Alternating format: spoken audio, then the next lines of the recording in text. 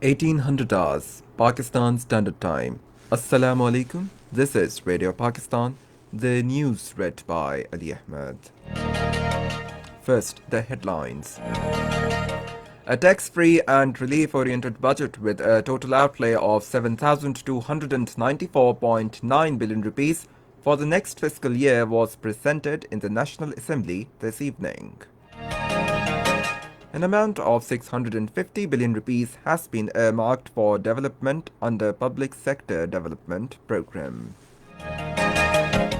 Allocation under SR's program has been increased to 208 billion rupees to ameliorate hardships of vulnerable segments amid COVID-19. Advisor on Health says government has prepared a comprehensive support package for frontline healthcare workers fighting COVID-19. NDMA spokesperson says over 590,000 hectares locust-hit area has been sprayed across the country so far. United States has expressed concern over the attacks and discrimination against religious and ethnic minorities in India. And now the news in detail. A tax-free and relief-oriented budget for the next fiscal year with a total outlay of 7,294.9 billion rupees has been announced. Minister for Industries and Production Hamad Azhar presented the budget in the National Assembly this evening. The minister said that the gross revenue receipts have been estimated at 6,573 billion rupees.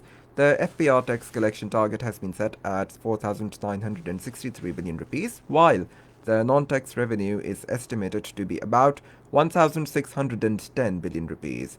Under the NFC award, 2,874 billion rupees will be transferred to the provinces, whereas the provincial share in the federal taxes is estimated at 2,873.7 billion rupees. The net revenue receipts have been estimated at 3,699.5 billion rupees, indicating an increase of 6.7% over the budget estimates of the outgoing fiscal year. Giving the targets set for the next fiscal year, the Minister for Industries said that the GDP growth target has been set at 2.1%, which remained negative 4% in the outgoing fiscal year. He said the current account deficit will be confined to 4.4%. The inflation will be brought down from 9.1% to 6.5%. Similarly, the foreign direct investment will be enhanced by 25%. The government has enhanced the amount for the SARS program from 187 billion rupees to 208 billion rupees in order to ameliorate the sufferings of poor people, particularly the wake of COVID-19. An amount of 650 billion rupees has been earmarked for the Public Sector Development Program. The government has also allocated 130 billion rupees for Pakistan Housing Authority to accelerate work in construction sector and provision of shelter to the people. Similarly, the government has allocated 12 billion rupees for the food security to ensure availability of essential edible items in the country. A meeting of the Parliamentary Party of the Pakistan Tehreek-e-Insaf was held in Islamabad today with Prime Minister Imran Khan in the chair. The government has prepared a comprehensive support package for frontline healthcare workers fighting COVID-19. Briefing in Islamabad today, Special Assistant to the Prime Minister on Health Dr. Zafar Mirza said doctors, nurses and other paramedics who are working in emergencies, quarantine and isolation centers are our national heroes and their protection is the prime responsibility of the government. He said the federal and provincial governments will be responsible at the level to implement the package. The number of coronavirus infections across the world has risen to over 7.6 million, while the pandemic has so far claimed more than 424,000 lives.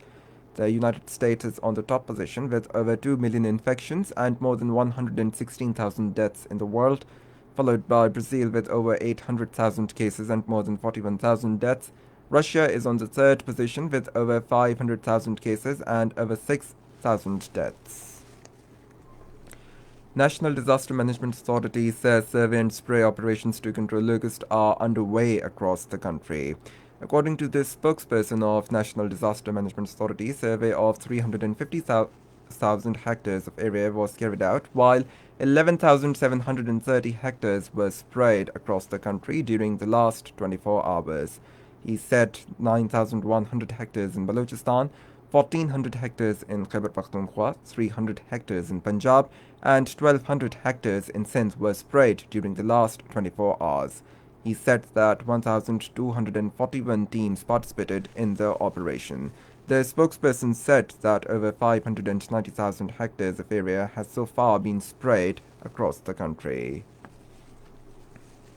Foreign Office has regretted Indian negative remarks regarding a goodwill suggestion by Prime Minister Imran Khan to share Pakistan's successful experience with India in ameliorating the impact of COVID-19 on the poorest sections of the society.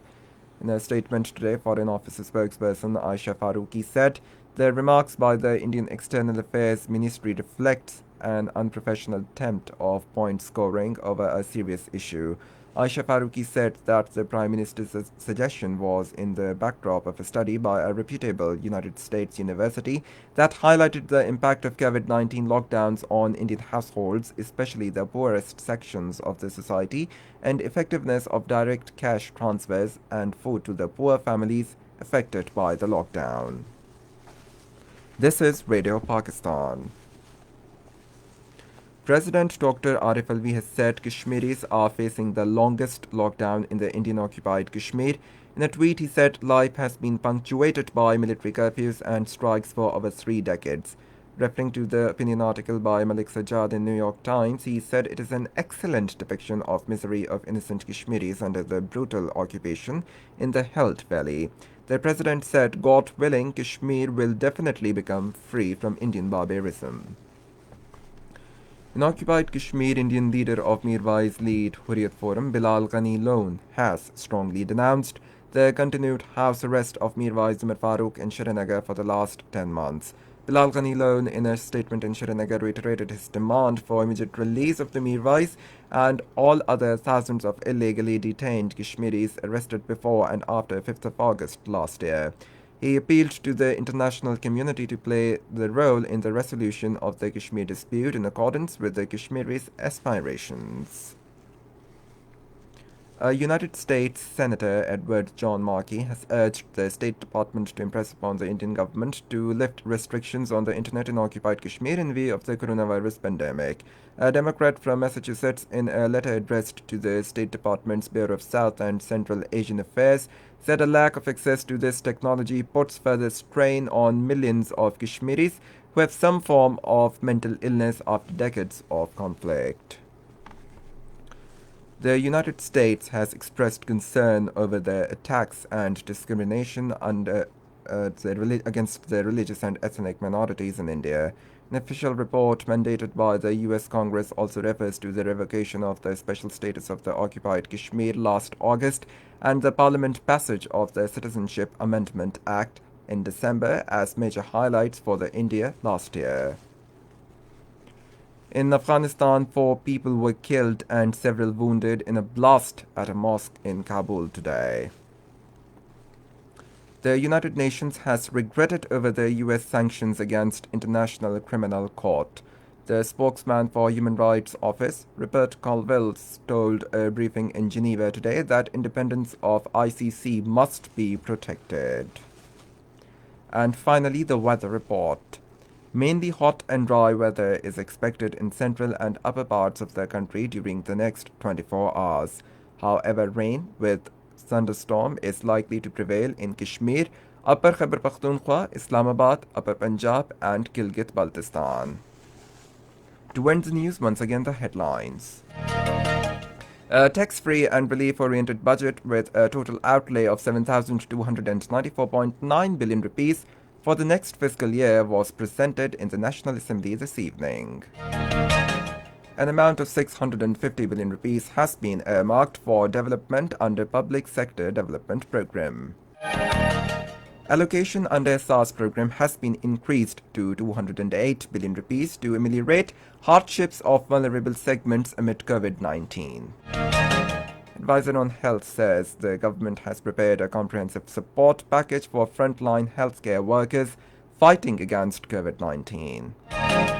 NDMA spokesperson says over 590,000 hectares locust-hit area has been sprayed across the country so far. And that's the end of the news. For more news and analysis, log on to our website radio.gov.pk. And for the live video streaming of our bulletins, visit the link facebook.com/Radio Pakistan News Official.